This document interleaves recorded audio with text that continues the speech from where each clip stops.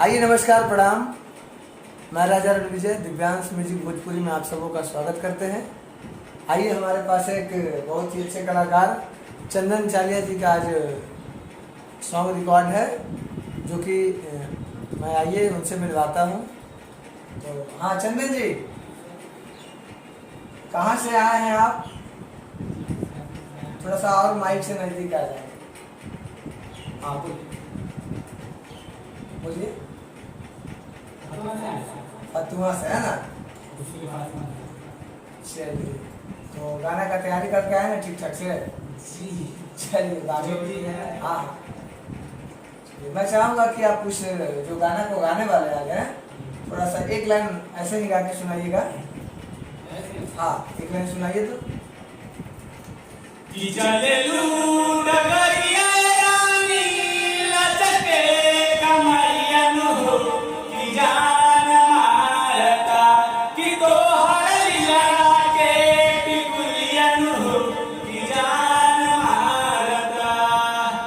वाह चंदन जी, आप तो अच्छा गाते हैं। चलिए बढ़िया, अच्छा गाते हैं। तो आइए म्यूजिक के साथ गवाते हैं, ठीक है ना? रेडी है ना? आइए।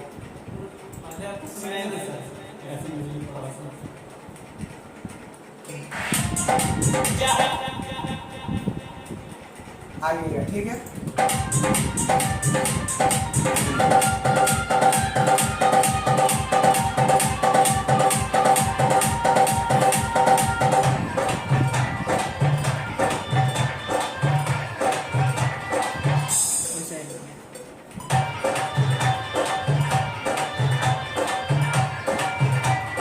One, two, three, four.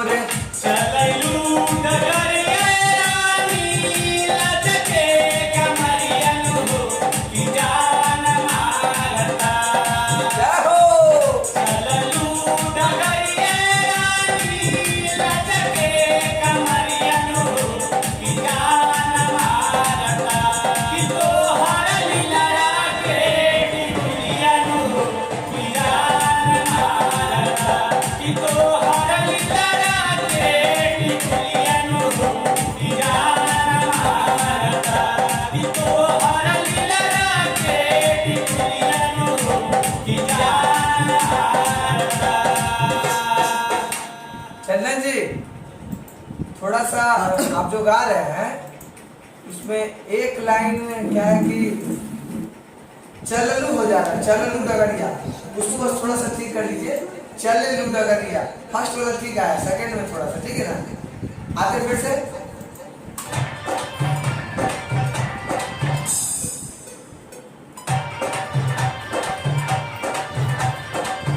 Ready start. 1 2 3 4।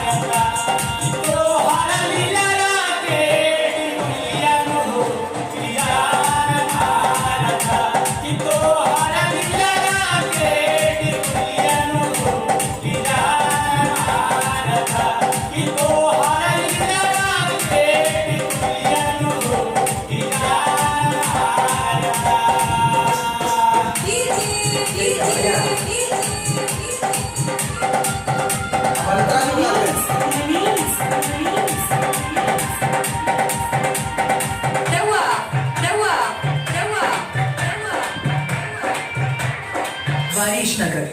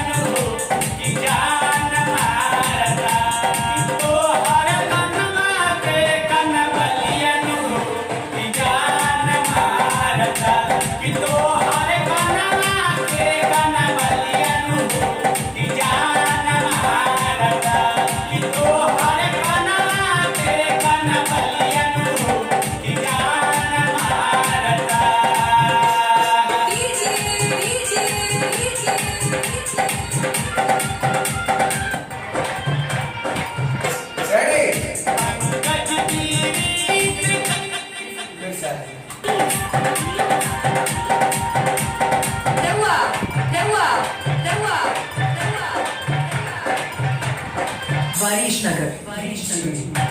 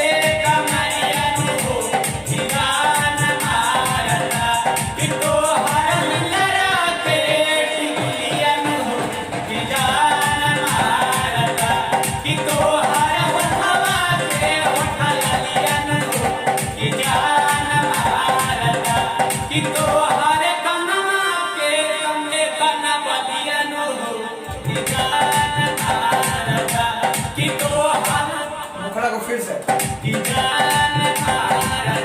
2 3 4